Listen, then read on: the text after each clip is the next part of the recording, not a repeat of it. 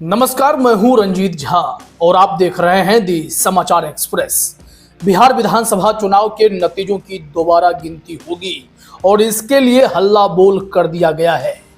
Pattern भी बड़ा ही जबरदस्त होगा क्योंकि कांग्रेस ने भी पूरी ताकत लगाई है बिहार के चुनावी नतीजों के हालात को देखते हुए। सिर्फ ईवीएम की गिनती ही नहीं, वीवीपैट से निकलने वाले पर्ची की भी 100% गिनती कराने के लिए पूरी ताकत झोंकी जाने वाली है। अब आप सोचेंगे कि यह संभव कैसे होगा। 2024 में तो सुप्रीम कोर्ट ने इस मांग को ऑलरेडी खारिज कर रखा है, तो फिर यह संभव कैसे होगा।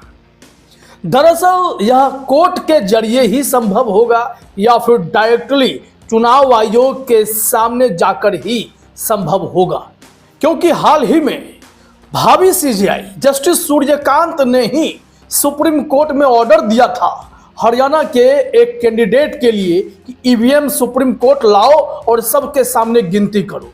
और जब गिनती हुई थी तो चुनाव आयोग के चेहरे से, रिटर्निंग ऑफिसर के चेहरे से वो बेईमानी का नकाब उतर गया था और सच्चाई सबके सामने आई थी। खेल ही पलट गया था। तो ऐसे में इस वक्त क्या होगा, इसके लिए सबसे पहले तो आप अपने स्क्रीन पर देखिए दिग्विजय सिंह का यह सबसे इंफॉर्मेटिव मैसेज।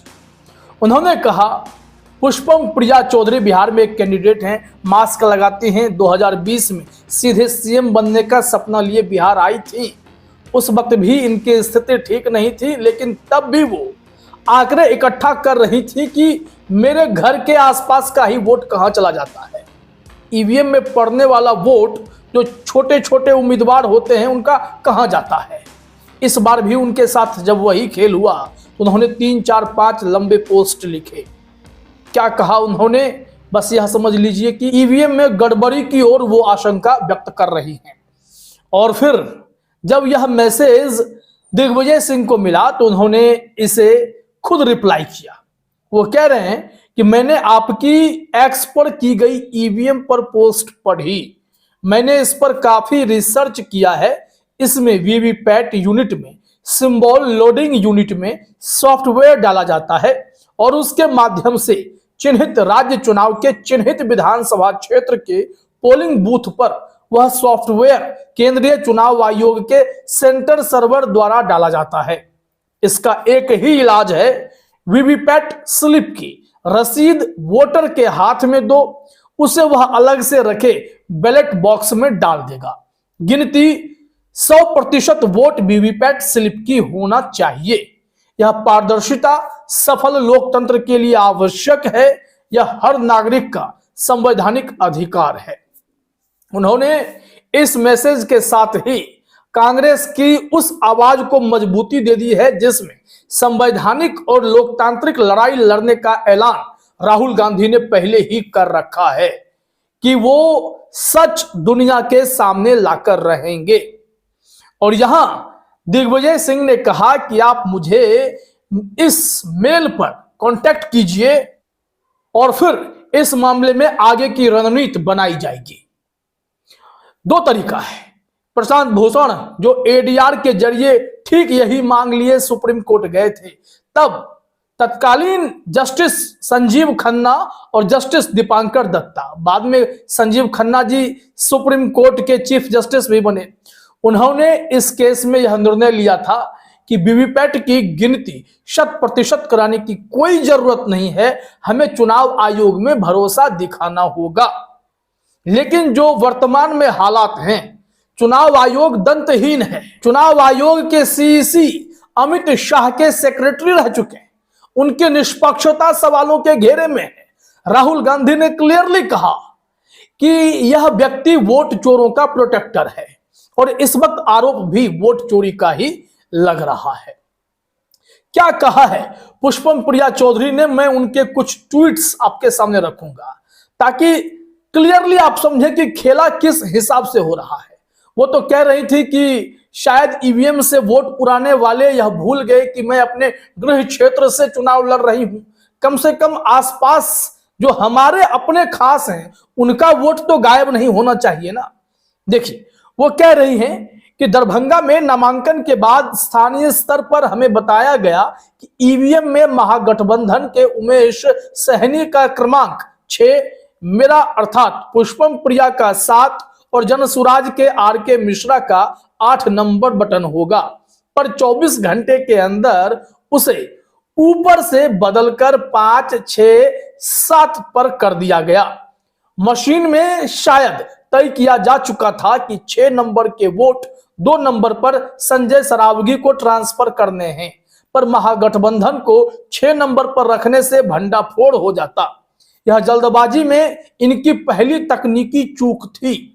मशीन में एक बार ट्रांसफर का फॉर्मूला तय हुआ तो बेचारा यह गलती सुधार नहीं पाया कि मुझे अपने हजारों नाते रिश्तेदारों वाले होम टाउन दरभंगा में छोटे छोटे निर्दलियों से भी कम वोट आना और मुस्लिम वोटरों वाले बूथ पर रिकॉर्ड वोट बीजेपी उम्मीदवार को मिल जाना राजनीतिक व सांख्यिकीय दोनों रूप से असंभव है।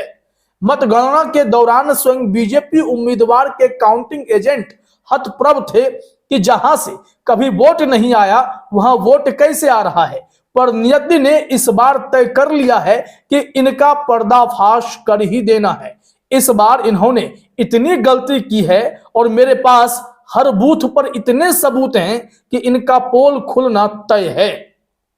पुष्पम प्रिया चौधरी ने जनसुराज से भी कहा है, प्रशांत किशोर से भी कहा है कि आपके साथ भी कुछ यही हुआ है कि वोट इधर के उधर कर दिए गए हैं। चूंकि यह गुप्त मतदान होता है, कोर्ट में इसे सिद्ध करना आसान नहीं होता है।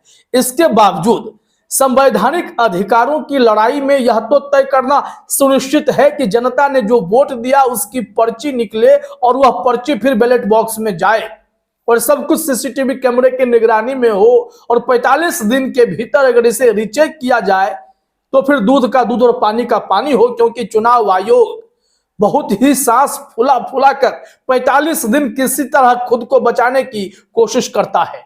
उसके बाद वो सारे सीसीटीवी फुटेज, इलेक्ट्रॉनिक डॉक्यूमेंट्स, साक्ष्य सब उड़ा देना चाहता है। उन्होंने क्लियरली कहा है 45 दिन हुए मैंने सब डिलीट कर दिए। हाल ही में हमने एक रिपोर्ट दिखाई, लोकसभा चुनाव को लेकर सीसीटीवी फुटेज प्रिजर्वेशन का केस था दिल्ली हाईकोर्ट में। जब पूछा गया तो सीईसी ज्ञानेश कुमार की तरफ से कहा गया कि हमने तो सब डिलीट कर दिए, 45 दिन हो गए थे तो रखकर हम क्या करते, हमने अपने नियम में 2025 के मई में 30 मई को संशोधन कर लिया है और 45 दिन में उड़ा देंगे। लेकिन 2024 का क्यों उड़ा देंगे? जब से आपने नियम में संशोधन किया है तब से आगे से उड़ाते। इस सवाल का जवाब उनके पास होगा भी नहीं और देना भी नहीं चाहते। अमित शाह के सेक्रेटरी जो रहे थे, कितने ही आप उम्मीद उनसे कर लेंगे। अब यहां पर समझिए कि यह पूरा सिस्टम कितना घनचक्कर बनाने वाला है और जब कोर्ट में मामला जाएगा तो इसे प्रशांत भूषण से बेहतर कोई भी प्रेजेंट नहीं कर सकता है। चुनावी सुधार के लिए एडीआर की तरफ से वो लंबी लड़ाई लड़ते रहे। ऐसे में आपको दोनों बातें याद करनी चाहिए। एक और जहां बड़े चुनाव में सुप्रीम कोर्ट ऐसी गिनती का पक्षधर जल्दी नहीं बनता है, लेकिन इसी सुप्रीम कोर्ट में 2-2 बार ऐसी गड़बड़ियां जब सामने आई, आरोप लगे, चैलेंज किया गया, तो कोर्ट में ही गिनती के ऑर्डर भी पड़े। एक में आप जानते हैं कि पंजाब में चंडीगढ़ में किस तरीके से बीजेपी का ही पीठासीन अधिकारी बिठा दिया गया और उसने सरेआम गड़बड़ी की थी। खैर वो पर्ची गिनने वाला काम था, उसमें वो कैसे गलत टिक लगाकर फेमस भी हुआ था और चंद्रचूड़ साहब ने उसे यूं ही छोड़ भी दिया डांट फटकार लगाकर। लेकिन उसके बाद हरियाणा के पानीपत में एक लोकल बॉडी इलेक्शन को चैलेंज किया गया था। जस्टिस सूर्यकांत जो सीजीआई बनने वाले हैं, उन्होंने ही ऑर्डर किया था कि ईवीएम की दोबारा गिनती कराओ और जब गिनती दोबारा हुई तो पता चला कि बेईमानी से रिटर्निंग ऑफिसर ने हारे हुए कैंडिडेट को जीत का सर्टिफिकेट दे दिया था और जो एक्चुअल में जीतना चाहिए था उन्हें 2.5-3 सालों तक हार का ही सामना करना पड़ा। तो बेईमानी तो बहुत बड़े लेवल पर होती है और इसका खुलासा होना जरूरी है। ऐसे में उपाय है, इलेक्शन पिटीशन दाखिल कीजिए और उसे एग्रेसिवली लड़िए। दूसरा उपाय यह है कि चुनाव आयोग के सामने 45 दिनों के भीतर विकल्प है कि आप उसे चैलेंज कीजिए, रीचेक करवाइए और तरीका भी इतना पारदर्शी हो, ना कि चुनाव आयोग वाला जिसमें सीधे ईवीएम मशीन को ही फॉर्मेट कर दिया जाता था। मॉक पोल के जरिए बताने की कोशिश होती थी कि भाई डेटा देख लीजिए सही से काम कर रहा है, जबकि फॉर्मेट होने के बाद चीजें वैसे भी दुरुस्त हो जाती हैं। दिग्विजय सिंह ने सारा हिसाब बताया है कि वीवीपैट पर्ची की अगर गिनती हो जाती है तो दूध का दूध और पानी का पानी हो जाएगा। तो ऐसे में दो रास्ते बचते हैं और दोनों का इस्तेमाल अगर एग्रेसिवली कर लिया जाए, डटा रहा जाए, तो फिर चुनाव आयोग भी बेनकाब होगा और बिहार चुनाव के दोबारा गिनती की जो बात है उसमें भी कई सारी तस्वीरें पलट सकती हैं। तो इंतजार कीजिए क्या होता है। फिलहाल इस वीडियो में इतना ही। आप तमाम साथियों का हमसे जुड़ने के लिए बहुत बहुत धन्यवाद, शुक्रिया।